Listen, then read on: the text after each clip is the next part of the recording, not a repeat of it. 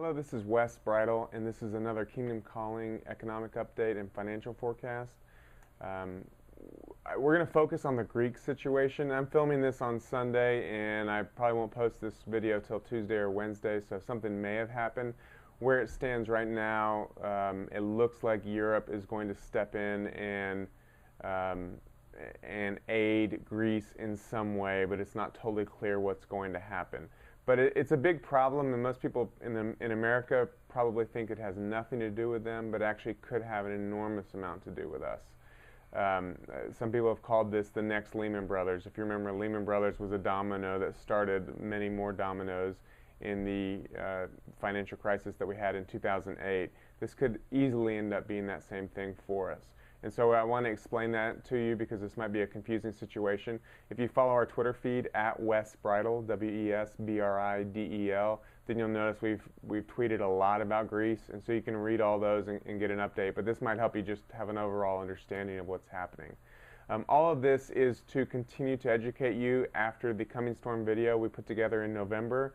If you check the link near this video, you'll see a link to where you can watch the Coming Storm video for free, and it will give you an hour and a half explanation of exactly what our economy is facing and the really hard times that are ahead of us, and how you can prepare for that. This is a very serious thing if you're not aware, and I encourage you to become aware so that you can prepare yourself.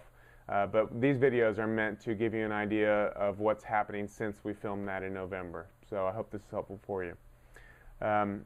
Basically, Europe is, just like our leaders are in between a rock and a hard place, so is Europe. And I guess for leaders, for them, we're going to talk about mostly Germany and also France right now as being the bigger economies.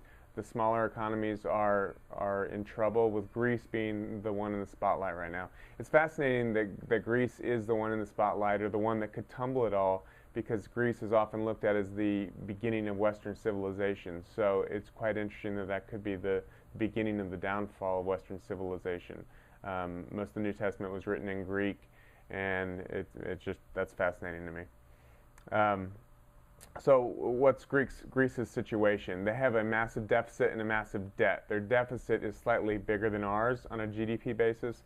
Their debt is a little bit bigger than ours. We won't catch up to them for probably 2 years on a GDP basis. So when we say massive, it's actually very similar to ours.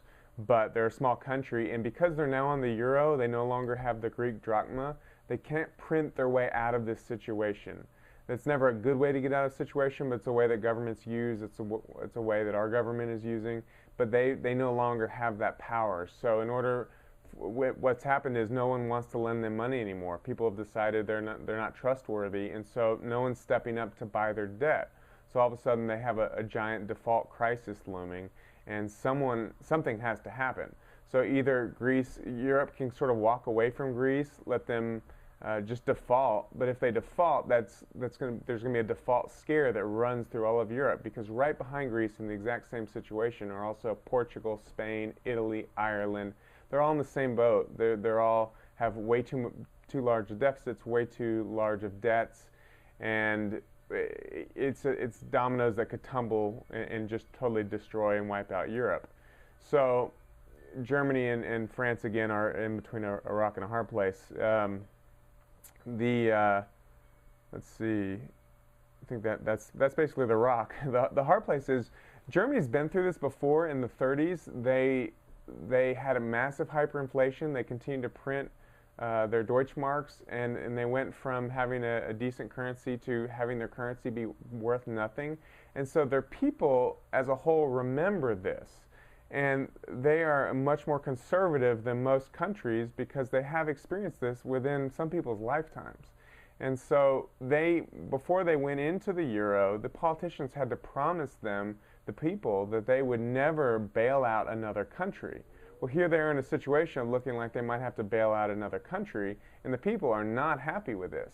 Another problem that they have, though, is the German and the French banks have massively lent to these other countries. So if those countries blow up, it's going to be a problem for Germany and France also, because their financial systems will collapse as their banks do, because all these loans will default. And so they have a difficult situation. You also see that there's a lot of politicians, EU politicians, that are very excited about this as a way to control, have more power. So if you ever wondered how sort of one world government is going to come around, you can see in crisis they're using it to take more power for themselves.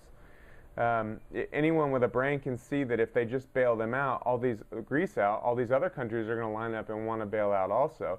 And they also will not have learned a lesson, so they're not going to change the way they're doing things because they didn't face any pain.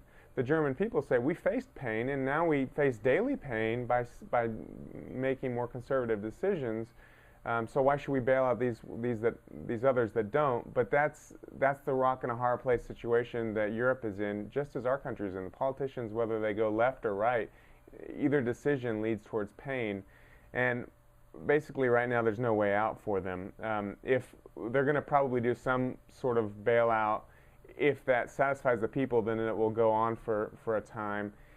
Or the markets. If it doesn't satisfy, then everything could tumble here rather quickly. Even if it does satisfy, though, what they've done is they've weakened the whole system, so it'll collapse a little further down the road. Maybe not this year, but sometime further, because the strong countries have bailed out the weak to make every one of them weak, and no one learned a lesson, so they're more likely to have similar problems in the future. So how does this affect us? It very much does. We borrow massive amounts of money. The only way or the only reason we are able to do that is because people of the world have confidence that we will pay them back, and the dollars we pay them back with will be worth something. But if the people of the world decide that they can no longer trust us because they've become scared or spooked about sovereign debt, then all of a sudden our dollar could fall like a rock. And that's the situation we're facing. If there's a sovereign debt problem in Europe, there could quickly sweep in and be a sovereign debt problem in the United States. And not only Europe and the United States, but Japan and Britain all have very similar issues here. And so it's all a confidence game. If anything happens at any time to mess up that confidence, it could all fall very quickly. I hope this has been helpful. If you have any questions, please shoot me an email, wes@kingdomcalling.com. And again, I really encourage you to watch the Coming Storm video. These things are going to happen. There's no way out of this time. It's just a matter of trying to figure out exactly when they will happen. There are ways to prepare yourself, and I hope you will be prepared for these times. Thanks.